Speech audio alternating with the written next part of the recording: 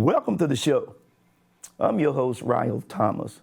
First and foremost, I would like to say I hope that each and every last one of you all had a very, very beautiful holiday, I should say, or maybe I should say holidays.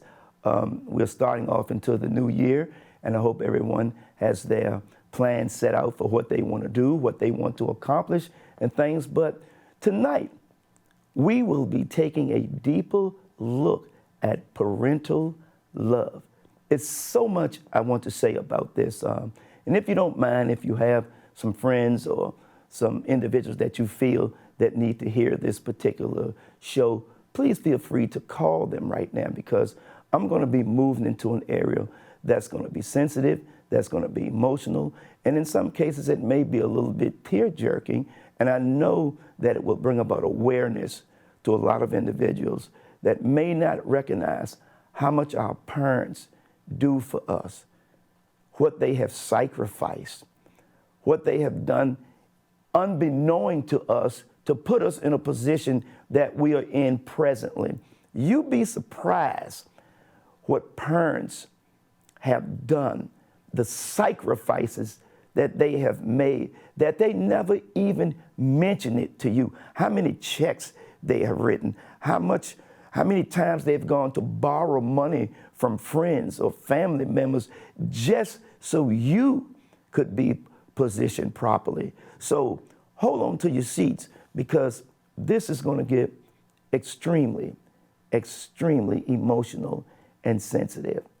And I'm going to start off by saying I was invited by a friend of mine, and he was going to see his grandmother at an assisted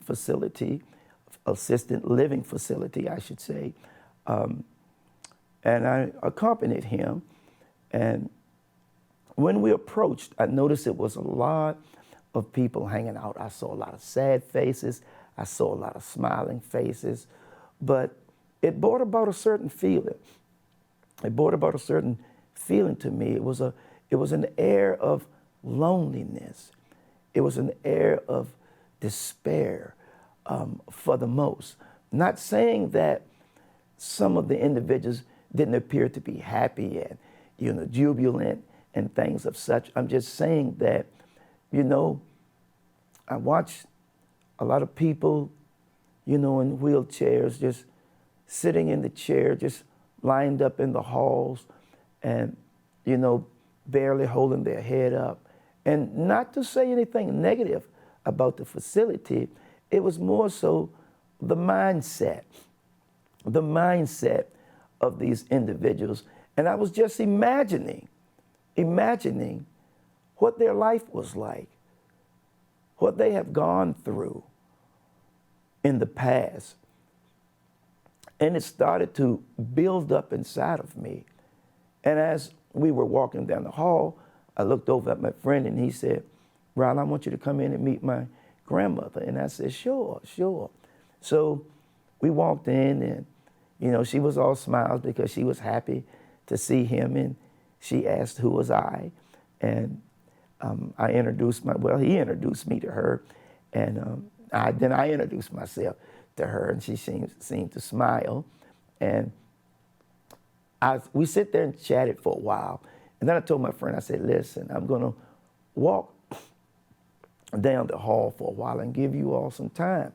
So take your time. I don't have anything planned to do."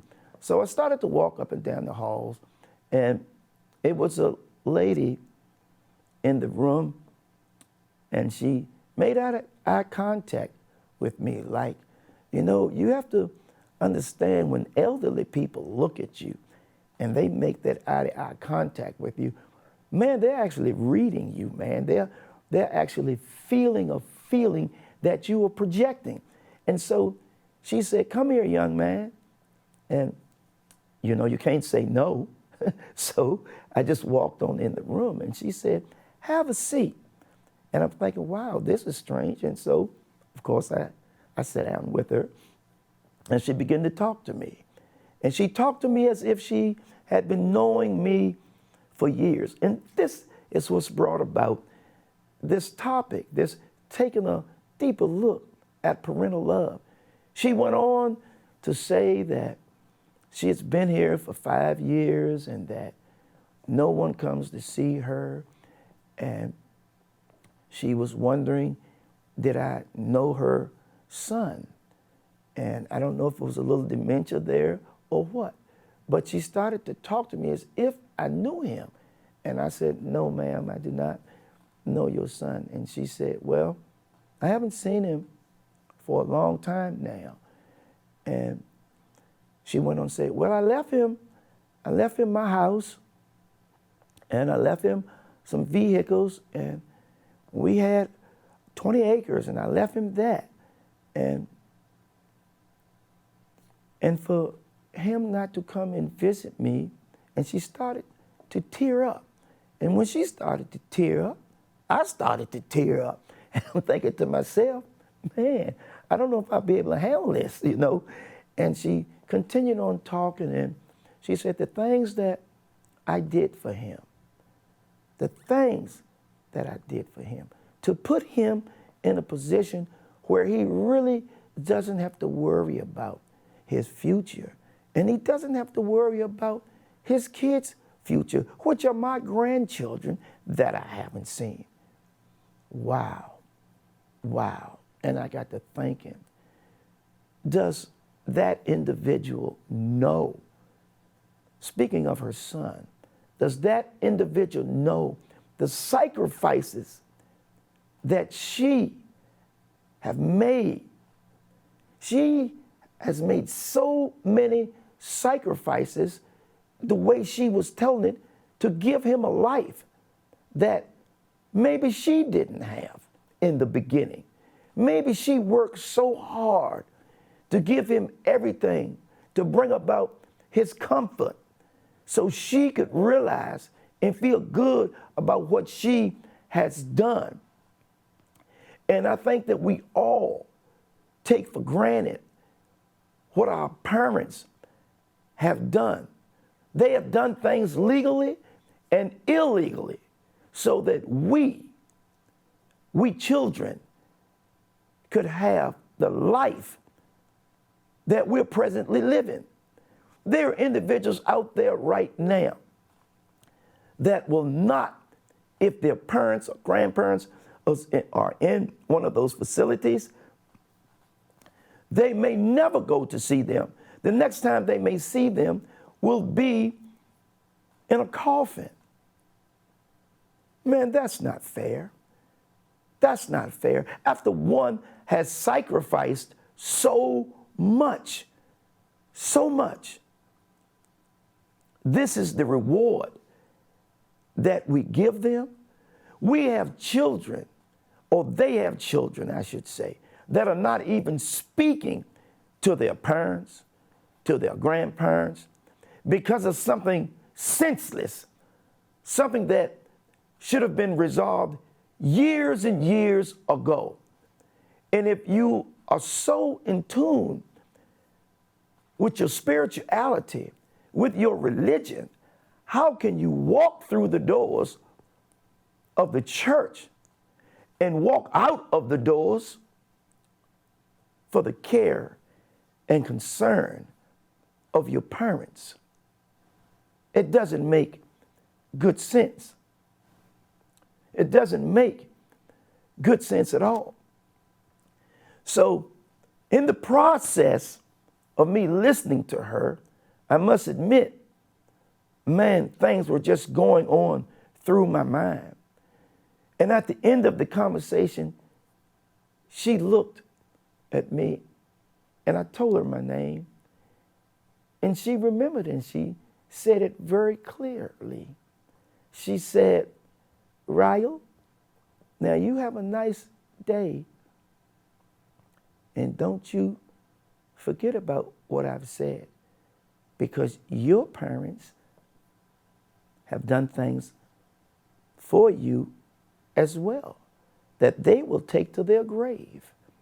And I'm just letting you know that as an elderly woman.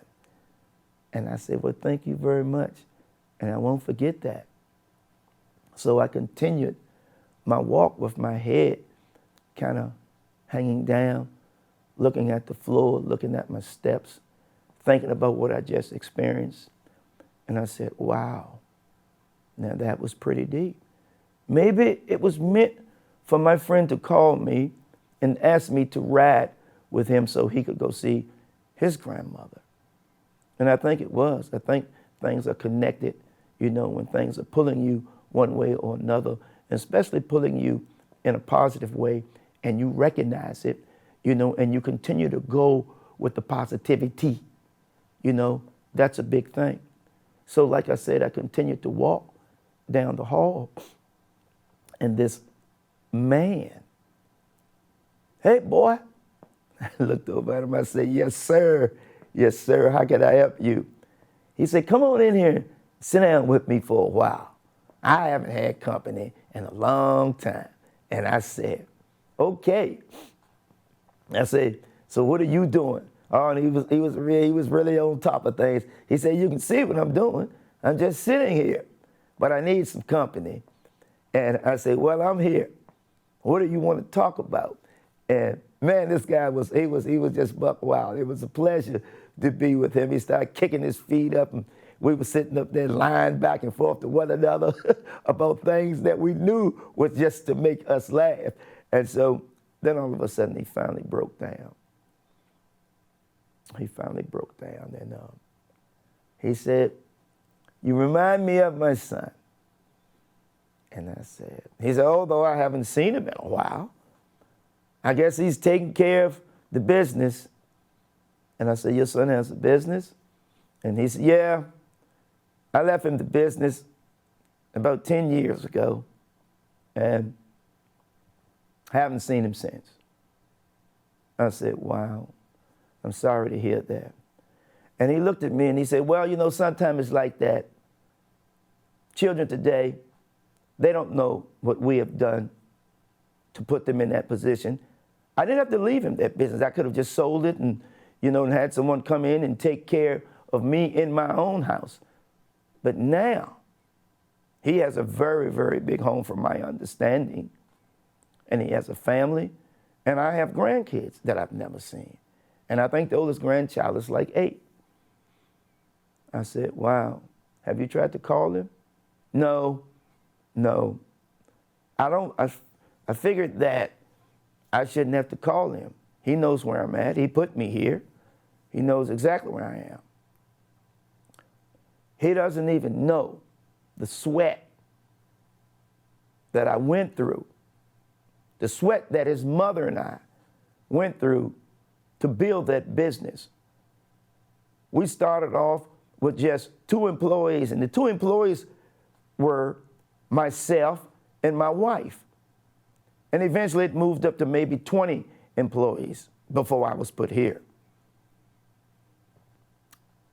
I said, wow. He said, but I left it all. I left it all to my son, and he hasn't come to visit me. And about this time, the ladies, they were coming around feeding the individuals, and he looked up and said, bring my friend a tray. And he said, do you mind eating with me? And I said, not at all. If they will give me a tray, of course I will eat. And we started having lunch together. Food was actually good, matter of fact. Food was excellent. But as we were eating, he got deeper into his conversation about the sacrifices that he has made just so his children can reap the benefits of his sweat. And I started to feel sorry again. And I started to tear up again and think to myself, man, these elderly people have so much to talk about. They've gone through so much in their lives, and we take it for granted.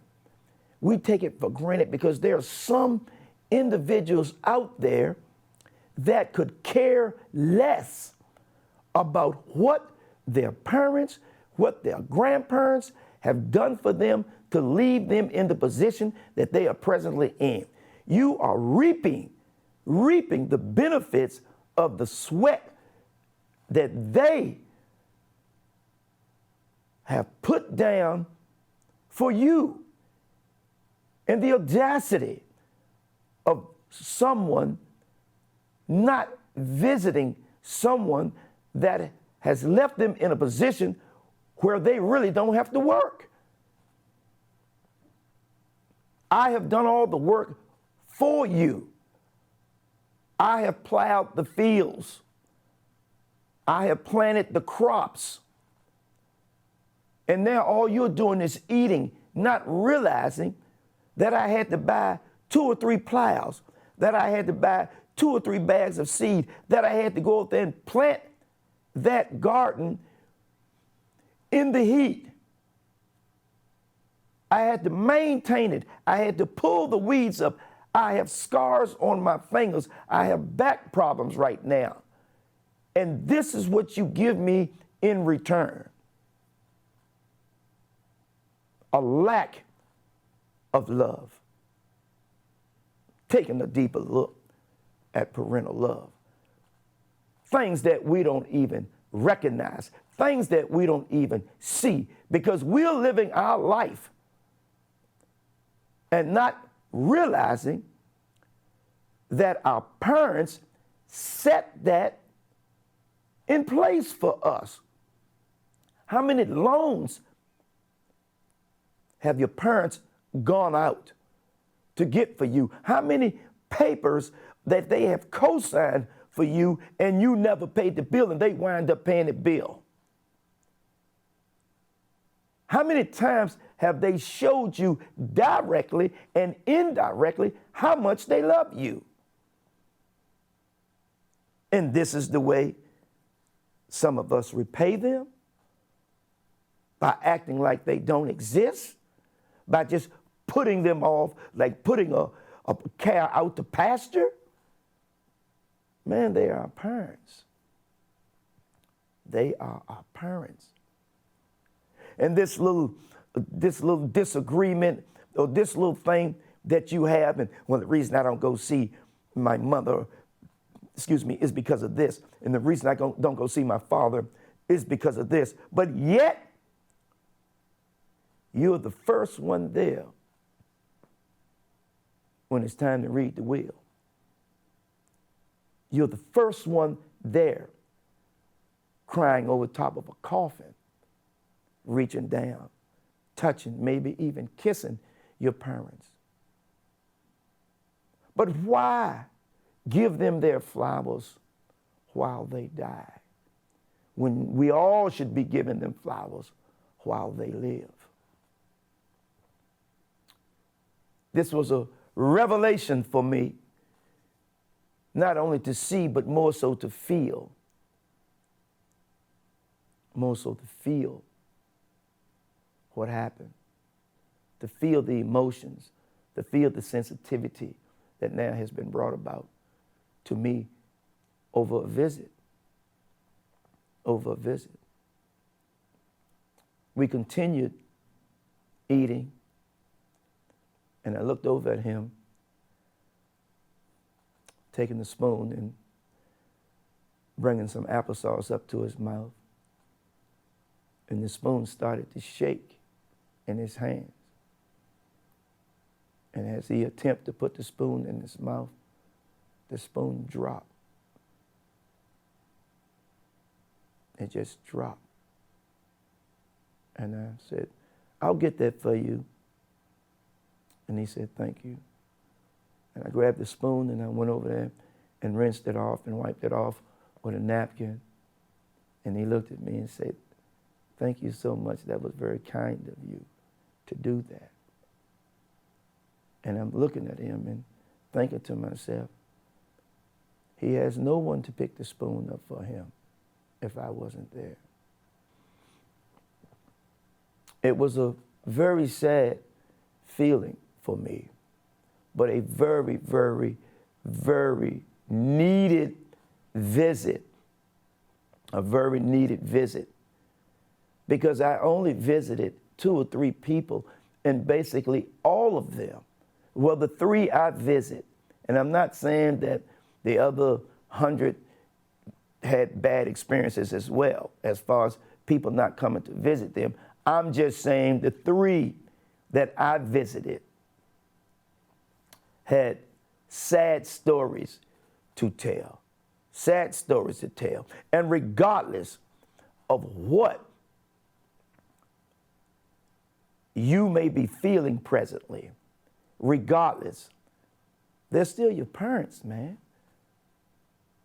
They're still your parents. Do you realize that there have been women that were forced because of their feelings, because of their emotions, to leave a man? Maybe that man wanted that woman to abort a child. And that woman said, I'm not going to abort my pregnancy. I'm not going to abort my child. And so therefore, the relationship ended because the love for her child was more important than the love for this man who wanted her to abort it. See, that's taking a deeper look at parental love. Do you have any idea what a mother, what a father, what a parent will go through for the sake and for the love and the care of their child? They will risk it all.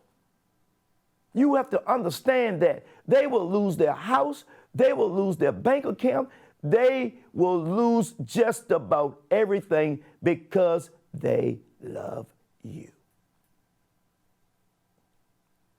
They love you. And one day, you will understand that when you get to the point where that you get to an age where that you start to really understand what love is all about. And then you will look back and you may start to feel guilty because of some of the things that you didn't understand then. But now you understand because you're in the position that they're presently in. And they're long gone now. But you can't make up for lost time. So maybe this show, and hopefully it will, bring about some sort of movement towards your parents that need you, your grandparents that need you. Realize what they have done. Understand they're not going to tell you everything. You don't know how many times they've gone to the bank, refinanced their home just to support your dream or support an idea that you have or had. And even if it didn't work out, even if your dreams and desires didn't work out, at least they were there. At least they were there for you. So let's understand that. Let's understand that a mother, that a father, grandparents, man, they do what they can and some. And like I said, things that you don't even know about. They've taken those second mortgages to pull you out of debt, third mortgages, gone to all type of finance companies, just so you can lie your head down and sleep well, get the stress off of you. And some of the stress that we may have put on them have sent them to an early grave. They will literally die for you. So if you're out there holding some beef about something and you're walking through the church doors every day and walking out of their doors, and what I mean by their doors, walking out of their life, then you need to ask yourself, is it worth it? After all, she carried you for 9 months. It's a bond there. A bond that's stronger than you can even imagine. So let's understand that parents have done things and will continue to do things for the safety and the care of you. And you must remember that. Like I said, they will go to their grave with secrets that they are ashamed to even talk about. But what they're not ashamed of is the fact that what they did and what they said was in the benefit for you. I want that to roll over, and I want people to think about that, because we're all going to reach that age one day. I'm not saying we're all going to be in a facility of such, but we're all going to be in that facility mentally. Whether you're at home, as we get older, things are going to happen. We'll lose it every day. We get weaker and weaker every day. But our wisdom and our love and things of such get stronger. The older you get, man, the stronger and the more you realize what really love means. And I'm going to actually leave you all with that. And I'm asking you to take this show and to show it to some of your friends and have them understand that, that this is a show about love. This is a show about convincing people to be all they can be while traveling through this journey called life. But remember, parental love is extremely, extremely powerful and strong. I want to thank you all for tuning in. I'm Ryal Thomas, and I hope you enjoyed this show. Thank you very much.